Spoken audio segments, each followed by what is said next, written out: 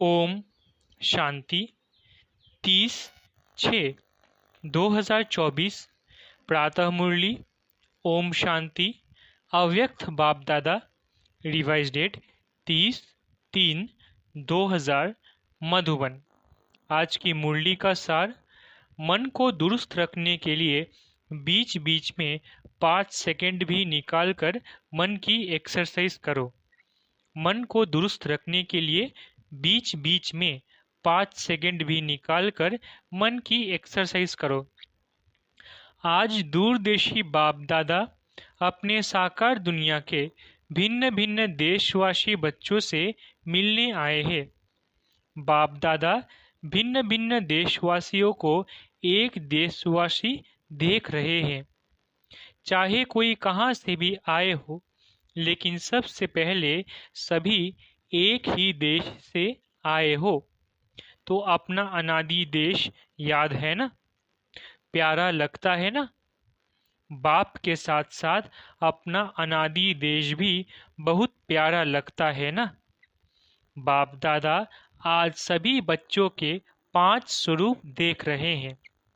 जानते हो 5 स्वरूप कौन से हैं? जानते हो ना? 5 मुखी ब्रह्मा का भी पूजन होता है। तो बाप दादा सभी बच्चों के 5 स्वरूप देख रहे हैं। पहला अनादि ज्योति बिंदु स्वरूप। याद है ना अपना स्वरूप? भूल तो नहीं जाते? दूसरा है आदि देवता स्वरूप। पहुंच गए देवता स्वरूप में। तीसरा मध्य में पूज्य स्वरूप। वो भी याद है?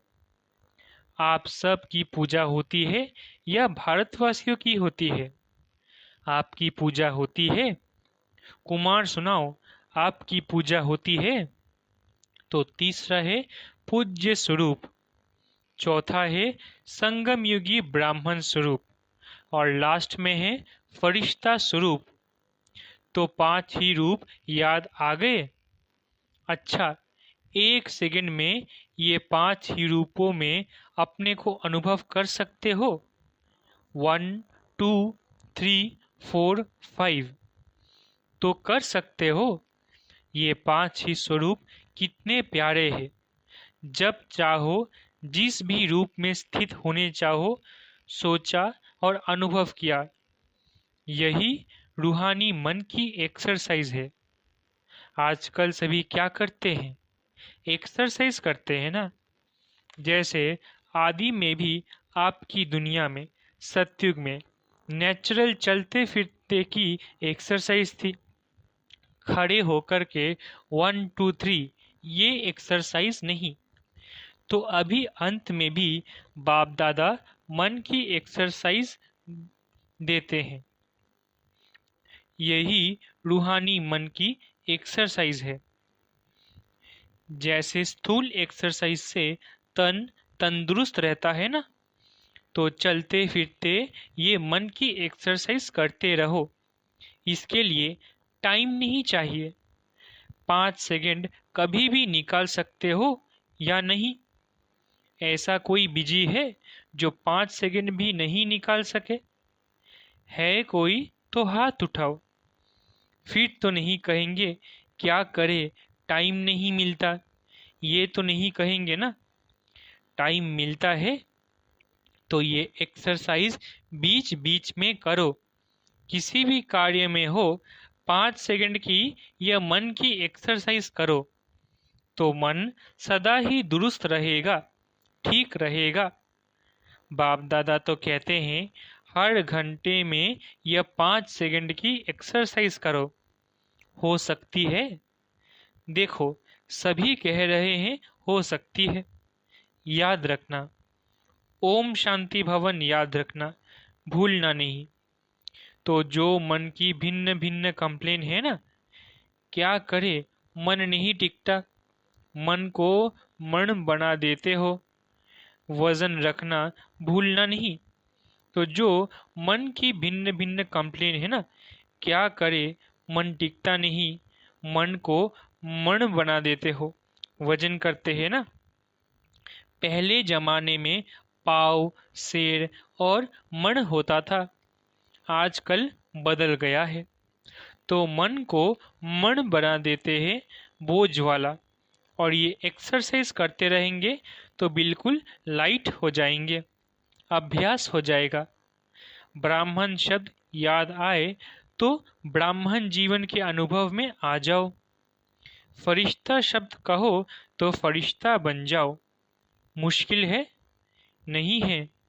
कुमार बोलो, थोड़ा मुश्किल है? आप फरिश्ते हो या नहीं? आप ही हो या दूसरे हैं? कितने बार फरिश्ते बने हो? अनगिनत बार बने हो ना? आप ही बने हो? अच्छा, अनगिनत बार की हुई बात को रिपीट करना क्या मुश्किल होता है? कभी कभी होता है। अभी ये अभ्यास करना। कहाँ भी हो 5 सेकंड मन को घुमाओ, चक्कर लगाओ। चक्कर लगाना तो अच्छा लगता है ना? टीचर्स ठीक है ना? राउंड लगाना आएगा ना? बस राउंड लगाओ, फिर कर्व में लग जाओ।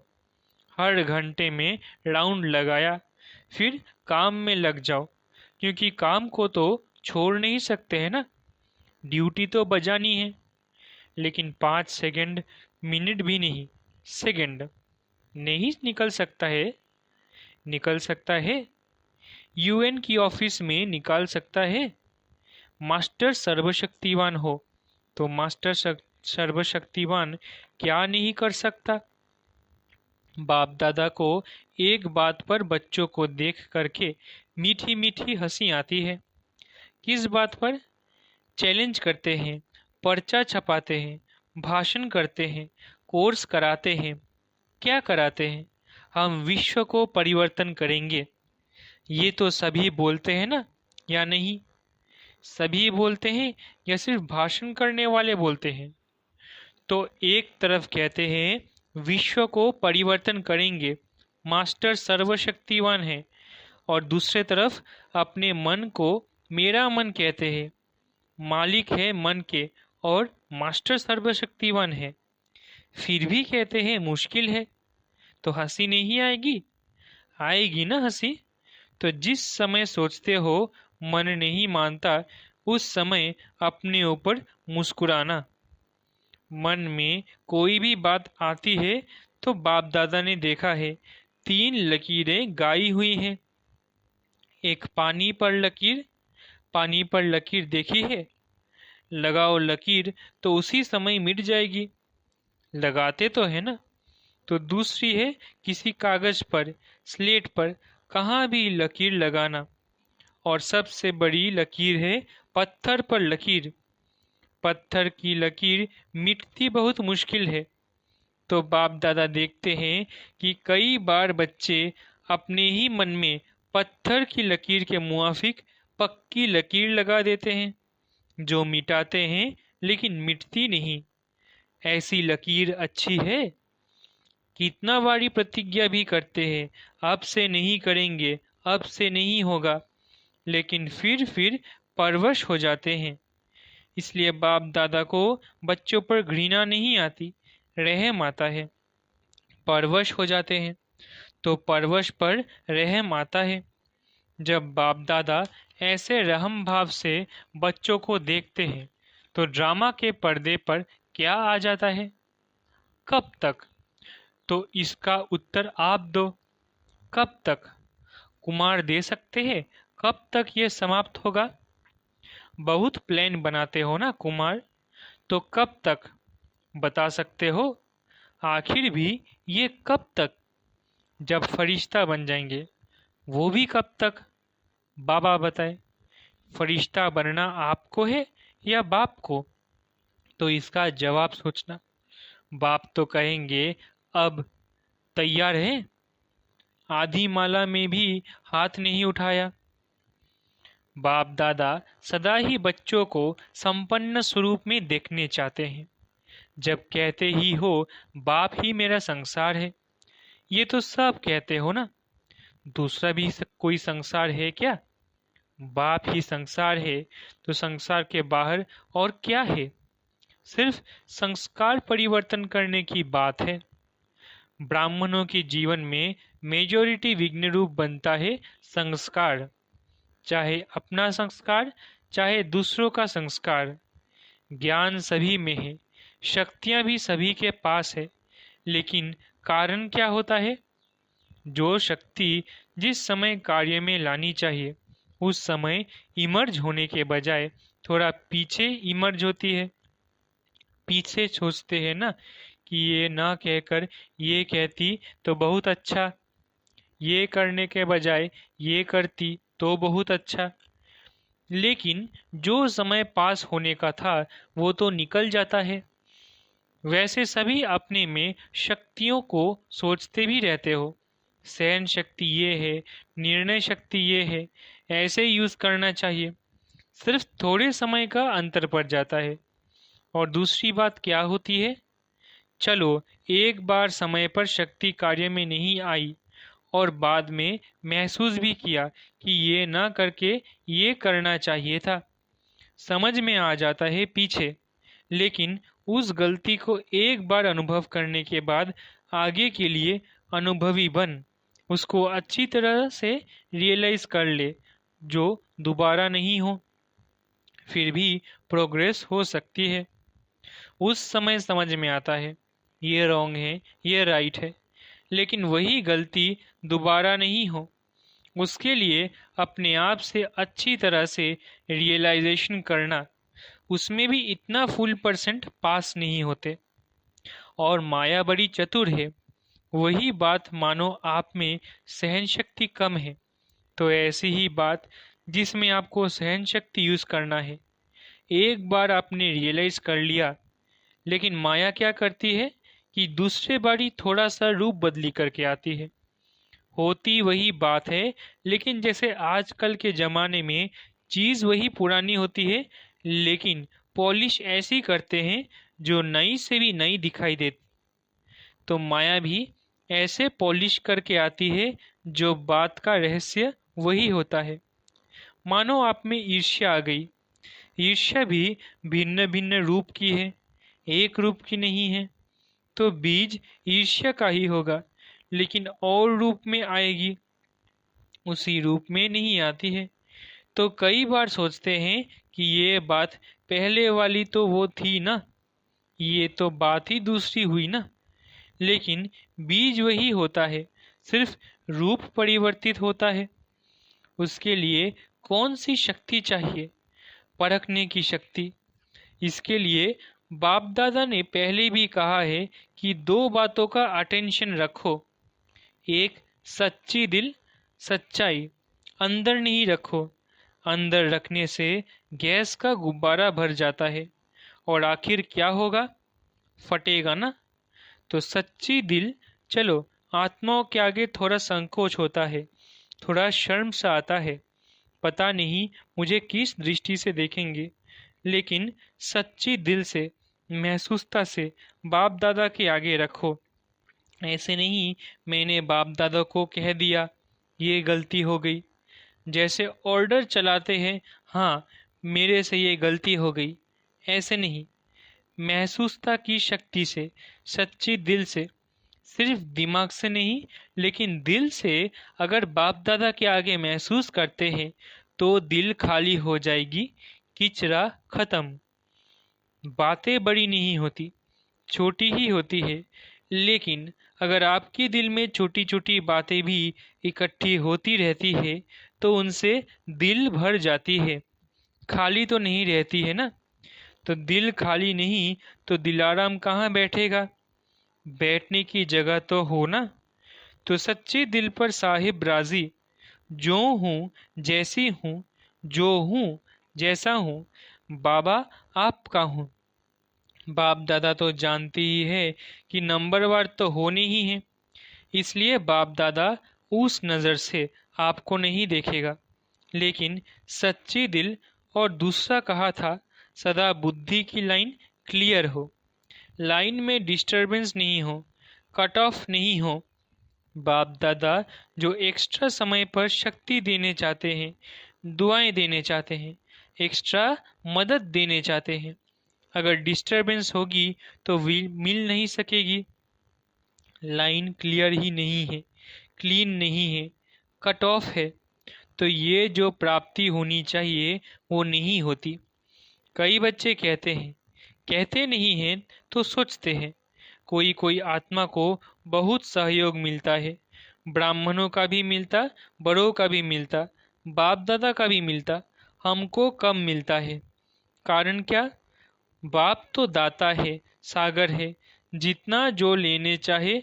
बाप दादा के भंडारे से ताला चाबी नहीं है, बाप दादा के भंडारे में ताला चाबी नहीं है, पहरेदार नहीं है।